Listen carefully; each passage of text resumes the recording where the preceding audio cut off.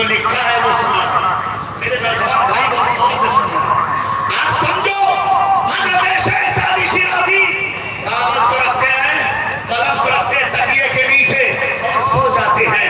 آپ تو اسٹیجوں پر جھوٹا دعویٰ ہے اور ساری باتیں ہیں۔ آج اگر ہمیں عاشق رسول بننا ہے تو امام محمد رضا کی مشن پر عمل کرنا ہوگا۔ امام محمد رضا نے جو ہمیں پیغام دیا ہے اس پیغام پر ہم عمل کریں گے، انشاءاللہ دنیا یہ کہے گی یہ عاشق رسول کا۔ ماشاءاللہ ممبر پاک پر دیکھ رہے ہیں میری جماعت کا وہ عظیم شاعر جسے پورا ہندوستان نہیں بلکہ نیپال میں بھی جس کی آواز کی دھوم مچی ہے۔ میری مراد بادشاہ ترنم بلبل باغ رضا حضرت علامہ قاری محمد علی فیضی صاحب اللہ کی آمد ہو چکی ہے۔ ساتھ ہی ساتھ نیپال میرے پڑوسی ملک کا وہ بہترین لب و لہجہ جسے ہم اور اندلیب گلشن رسالت علی جناب اشتیاق احمد نیپالی کے نام سے جانتے اور پہچانتے ہیں، وہ بھی ممبر پاک پر تشریف فرمائیں انشاءاللہ۔ ابھی خطیب اہل سنت کے خطاب کے بعد آپ کے روبرو یہ دونوں حضرات ہوں گے، انہیں آپ محبتوں سے استماعت فرمائیں گے۔ ماشاءاللہ یہ محمد علی فیضی کے آمد کیا ہوئی کہ پوری عوام بھی جوک در جوک چلی آئی۔ ماشاءاللہ ماشاءاللہ۔ دیکھیں نوجوان، قاری محمد علی فیضی صاحب کی نعت پاک سننے کے لیے جہاں سو رہے تھے بیدار ہو کر آج ان کی نعت سے آپ ایک عبرت اور درس لے کر جائیں گے جو پیغام دیں گے کہ غلام مصطفیٰ بن کر زندگی گزاری۔ یہ تحفظ ناموس رسالت ہے، یہ شعراء مصطفیٰ جان رحمت کی شان میں نعت نبی سناتے ہیں۔ میں اپنی بات ختم کرنے کی طرف بڑھ رہا ہوں۔ کیا کہہ رہا تھا بتائیے آگے سبب؟ شیخ سعدی شیرازی ہے، رکھ کر لیٹ گئے، میرے آقا خواب میں تشریف لاتے ہیں۔ اے سعدی جو لکھا ہے وہ سنا دے، جو لکھا ہے وہ سنا دے۔ میرے آقا تشریف لاتے ہیں، وہ عاشق رسول حضرت شیخ سعدی شیرازی ہے کہ یا رسول اللہ جو آپ کی شان میں میرے اشعار لکھے ہیں وہ پورے نہیں ہیں، ادھورے ہیں۔ نوجوانوں مصطفیٰ سے محبت کرو تو حضرت شیخ سعدی شیرازی کی طرح، مصطفیٰ سے محبت کرو تو امام بوصیری کی طرح۔ کہے شادی جتنا پڑھا ہے لکھا ہے اتنا ہی جتنا لکھا ہے اتنا ہی سنا دے۔ عالم خواب میں ہے حضرت شیخ سعدی شیرازی ہے، سنانا شروع کیا۔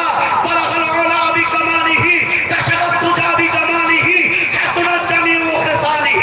یہ تیسرے مصرے پر رک جاتے ہیں، اب یہ ایسا عاشق ہے میرے آقا فرماتے ہیں اے سعدی انتظار کی ضرورت نہیں ہے، لکھ دے صلو علیہ وآلہ سبحان اللہ سبحان اللہ۔ یہ ہے کیا بات بے سبحان۔ دیکھیے ابھی دو شعراء قاری محمد علی فیضی صاحب اور مدح رسول اشتیاق نیپالی صاحب، ان کی نعت آپ سنیں گے۔ اس کے بعد شہزادہ مخدوم سنہ اولاد غوث اعظم کی آمد ہو رہی ہے۔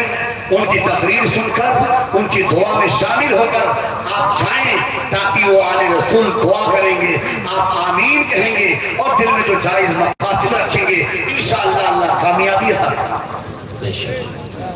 جو حضرت یہی دیکھ لیجیے، آپ کو یہ بتا دیں حضور جامی میاں جو اس محفل کی آخری کڑی ہے، ایسے مخدوم پاک کے پورے نظر ہے کہ آج ابھی آپ کو بتایا نہیں کہ حضرت امام بوصیری کو چادر عطا کیا میرے آقا نے خواب میں، سن رہے ہیں نہیں خواب میں، تو خواب کے بعد وہ چادر موجود تھی۔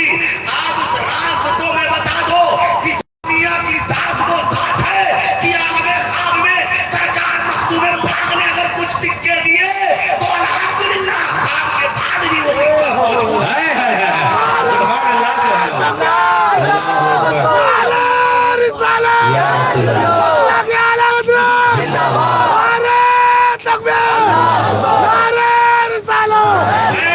پیروں کی تعظیم کرتا ہوں، آل نبی کی تعظیم کرتا ہوں، لیکن لوگ اسٹیجوں سے کرامت بیان کرتے ہیں، میں دلیل کے ساتھ بیان کرتا ہوں کہ کسورا کی سرزمین جو کچوچا جاؤ، ایک کسورا بازار ہے، 2011 میں حضور سید جامی میاں دندہ شاہی کے مدرسے میں زیر تعلیم تھے، جو ذات آج تقریر کرے گی، آج 36 سے 37 سال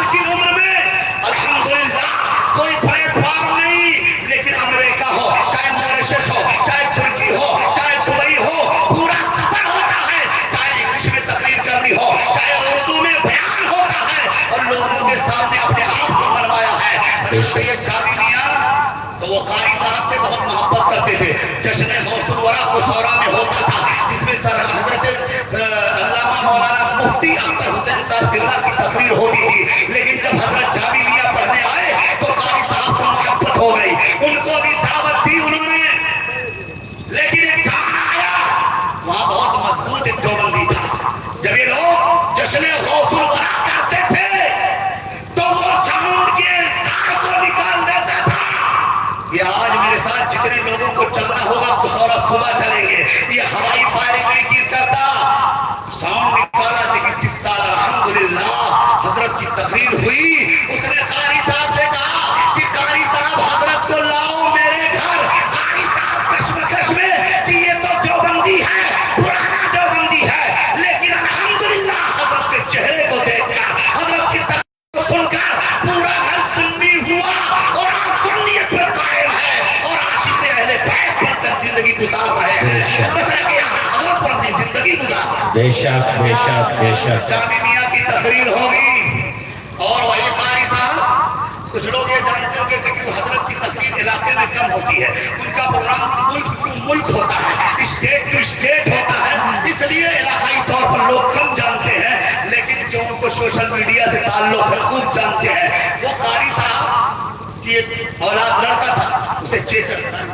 چکن پاکس ہوا تو آنکھ میں اس نے ڈراپ ڈالے. قاری صاحب لا کے آج یہ منبر رسول سے بول رہا ہوں, میرے ساتھ چلے گا قصورہ. قاری صاحب زندہ ہے, بچہ بھی زندہ. قاری صاحب رونے لگے, حضرت بچے کی آنکھ بہ گئی ہے. حضرت امتحان ناماہی دے کر آئے, مجھ سے بولے کلام بھائی مسئلہ گڑبڑ ہو گیا, قاری صاحب کا بیٹا تو اندھا ہو گیا, دوا انفیکشن ریئیکشن کر گئی. بہرحال حضرت نے تسلی دی, پھر اور دعائیں کی. زمانہ گزرتا رہا, کچھ مہینے گزرے, کہا چلے جاؤ گورکھپور ڈاکٹر کو دکھاؤ, لکھنؤ دکھاؤ. سارے ڈاکٹروں نے کہا کہ اب آنکھ نہیں ہے, روشنی آ نہیں سکتی. ایک مرتبہ جب حضرت کی چھوچا تشریف فرماتے, میں بھی ساتھ تھا, قاری صاحب رو کر کہنے لگے حضرت بیٹے کی آنکھ میں اب روشنی نہیں آئے گی, کیونکہ جس ڈاکٹر پر بھروسہ تھا کہ وہ مجھے علاج کر دے گا اس نے ہاتھ اٹھا لیا. تو منبر رسول سے بول رہا ہوں, حضور جامی میاں کا جملہ تھا کہ قاری صاحب آپ کے بیٹے کی آنکھ نہیں آئی تو میرا نام جامی نہیں.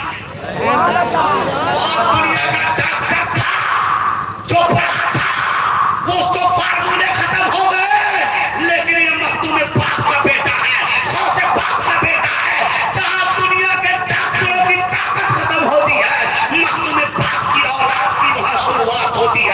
یہ روحانی ڈاکٹر ہے. کئی مہینے گزرے, قاری صاحب نے کہا حضرت میں کچھوٹا شریف جا رہا ہوں. کہا قاری صاحب جائیے اور مخدوم پاک کی چراغ سے آپ تیل لگا دیجیے گا بیٹے کی آنکھ. بے شک سبحان اللہ. وہ لگائے گئے, زیارت کیا اور بچے کی آنکھ میں تیل لگایا, بچہ دیکھنے لگا اور آج بھی دیکھ رہا ہے.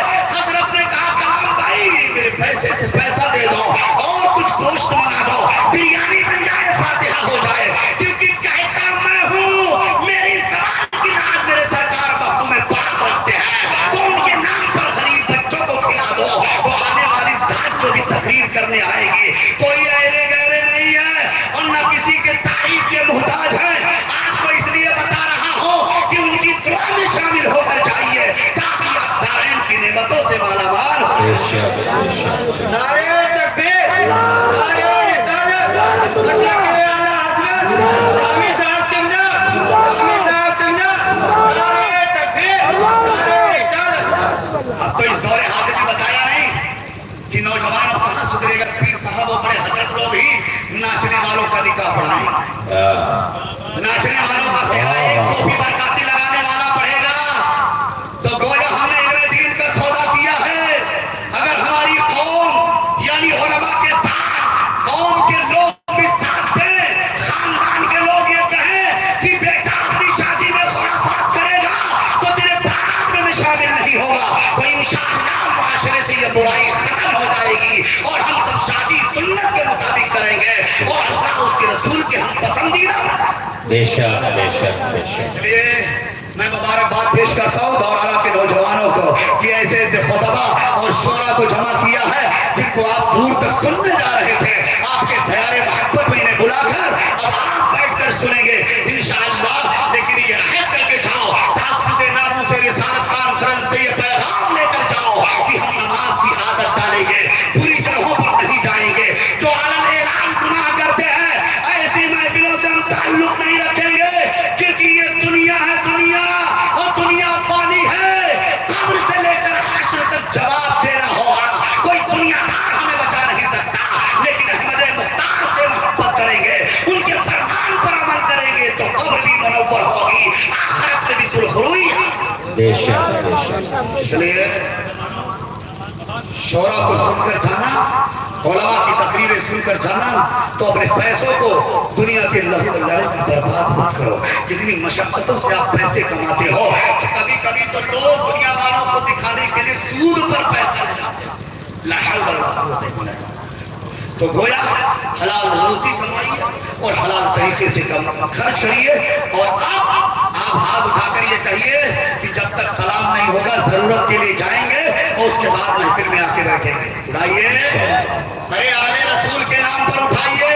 اگر باجا بچ جائے تو کئی رات ہم قربان کر دیتے ہیں. نبی اور آلے نبی کے نام پر 2 گھنٹے نہیں, تو آپ ضرورت کے لیے جائیے اور جا کر آ جائیے, اپنی جگہ پر بیٹھیے, شعراء کو سنیے, پھر حضرت کا خطاب سنیے, پھر اپنے گھر برکتیں لے کر جائیے. اللہ کی بارگاہ میں دعا ہے کہ مولا جو میں بیان کیا میں گنہگار ناچیز, اللہ مجھے سب سے پہلے عمل کی توفیق عطا فرما. اس کے بعد جتنے ہمارے نوجوان بوڑھے بچے مرد و عورت سن رہے مولا سب کو عمل کی توفیق عطا فرما. استغفر اللہ ربی من کل ذنب واتوب الیہ, لا الہ الا اللہ رسول اللہ صلی اللہ علیہ وسلم, وما علینا الا البلاغ. السلام علیکم ورحمۃ اللہ وبرکاتہ. ضرورت کے لیے جائیے گا پھر آئیے گا, اور برائیوں کی مخالفت میں کرتا رہوں گا. دنیا مخالف ہو جائے, اگر وہ شریعت کے خلاف کام کر رہا ہے کوئی بھی ہو تو اس کی مخالفت ہوگی. کو باز آنا چاہیے. لگاتا ہے ٹوپی, لگاتا ہے جبہ, اور یہ سارے دستار مصطفیٰ جان رحمت کے دین کو چند نوٹوں پہ یہ بیچا نہیں جا سکتا. اس اسلام میں شہدائے کرب و بلا کے خون ہے, جنگ کے بدر و حنین کے شہداء کے خون